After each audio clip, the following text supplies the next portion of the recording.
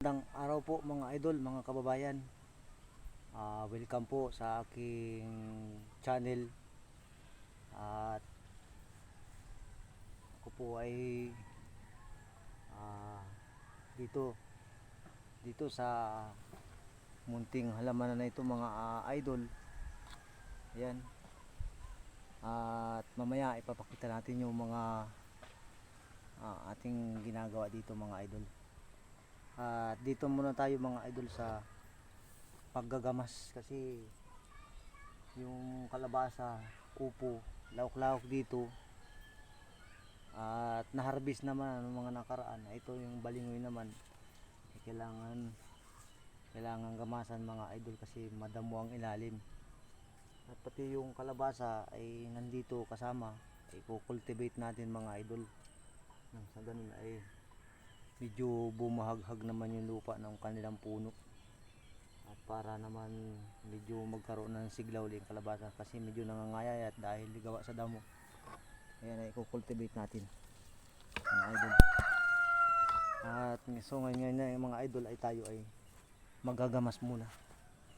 At ito na makaraming damo.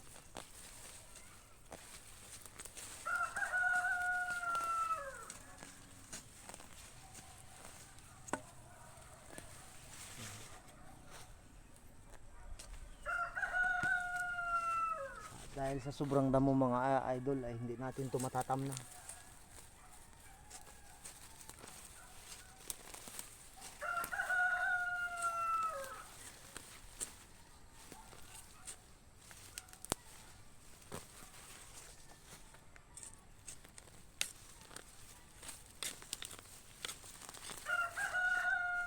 Oh, grabe talaga ang damo.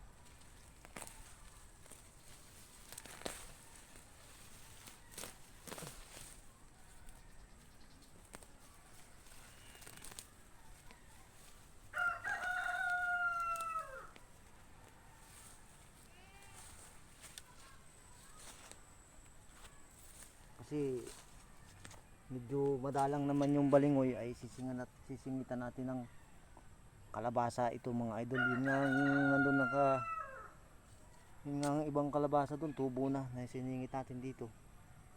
At ngayon pag hindi natin ginamasan yan mga idol ay nagiging lanugan yung nagiging lanugan na yung mga balingoy dahil sa damo. Ayan, pag naalis yung damo na ito ay nagiging na to, nagkakaroon ng sigla na yung kalabasa.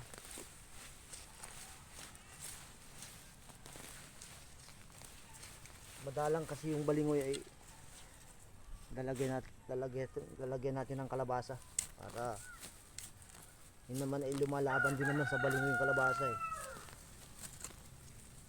lalagyan lang natin ng pataba.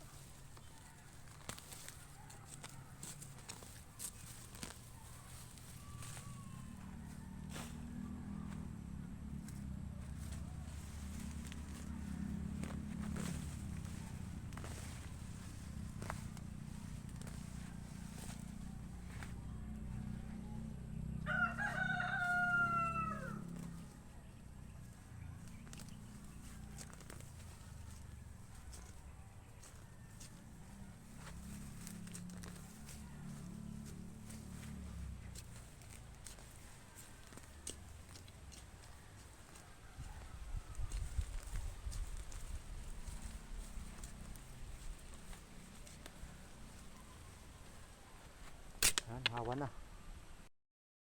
So ayan nga ni idol ay medyo umuulan mga idol ay tayo ay lilipat muna dun sa titigil muna natin itong paggamas.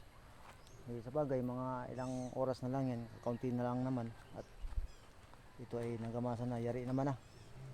Lilipat tayo dun sa iba namang halaman.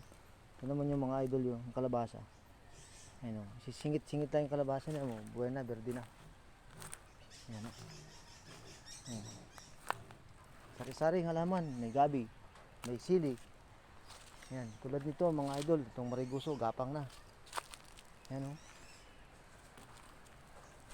gapang na yung mariguso. At ito, yan, may supot na ang mga bunga ng mariguso mga idol. Kasi pag di mo sinuputan yan mga idol, yung mariguso, ay may tumutusok dyan mga idol. Ayan, umuulan. Tulong muna tayo. Umuulan mga idol, ay balik tayo dito sa mariguso. Ayan mga idol, oh. Kapag hindi mo kasi sinuputan mga idol ang mariguso, at tulad na wala ka nung gamot na ini-spray dyan, ay magkakaroon ng problema ngayon mga idol yung mariguso. Tinutusok nung mga peste na kung anong klaseng hayop yata yung tumutusok dyan. Kailangan talagang maliit pa lamang ay susuputan mo na, para kasi pag yung natusok na yan, hindi mo na mamalayan, nandun na sa loob yung tumusok. May mga ano na siya, meron na siyang ano dun, meron na siyang naiwan na itlog, at kailangan talaga suputan mo na. Ayan, maliliit pa lang ay susuputan na natin mga idol. Yun, mariguso na bunga. Yun lang ang sekreto dito sa mariguso. Sa iba ini-spray yan ng gamot, hindi ko lang alam mga idol ang gamot na yun, pero sa akin ito ay sinusuputan ko na habang maliit pa, para na sa ganun ay wag nang mauna yung peste na tumusok dito. Kasi pag tumusok nga, may naiiwan na parang itlog na kagad sila. Kaya habang nalaki, mamalay ka, naninilaw na lang yung bunga ng mariguso. Yan. Pati dapat yung iba hindi nila ginagamasan yung puno ng mariguso. Sa amin, hinahawa na namin kasi meron siyang damil. Yung mga damil na itim ay kinakain yung puno, napipingas. So ibig sabihin ay kailangan mawala yung mga peste rin na kumakain sa puno ng mariguso. Dahil matakaw yung mga peste na yan, na tulad ng damil, talagang kinakain nila yan. Yan. At maya maya lang mamamatay na yung iyong halaman, hindi mo alam, yung pala ay gawa lang ng mga damil. Yan. At ay tulad nito, oh.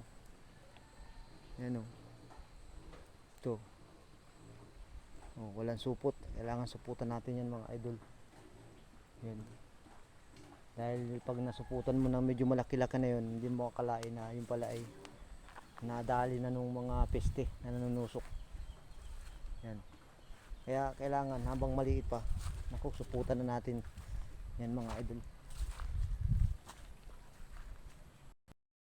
Lakad-lakad tayo mga idol dito sa, punta naman tayo dito sa kamuti. Ito yung ginamasan ko noong mga nakaraang linggo. Ayan, at sa awa naman ng Diyos ay talagang berdeng-berde na mga idol. Dahil kung hindi nagamasan yan mga idol, paano lalaman yan?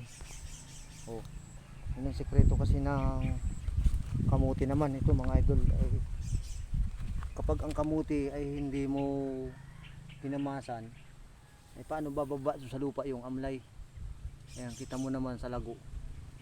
At pati ang sikreto mga idol, kapag ang amlay ay lutang, kailangan ihukay natin yung mga katawan, ilagyan ulit ng lupa, ibaon, para dun ay may posibilidad pa na lumaman yun, yung kamuti na yun. Dahil pag yun ay natabunan mo ng lupa, yung mga katawan nun, talagang yun ay lalaman.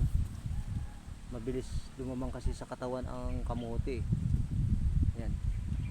At hindi tulad ng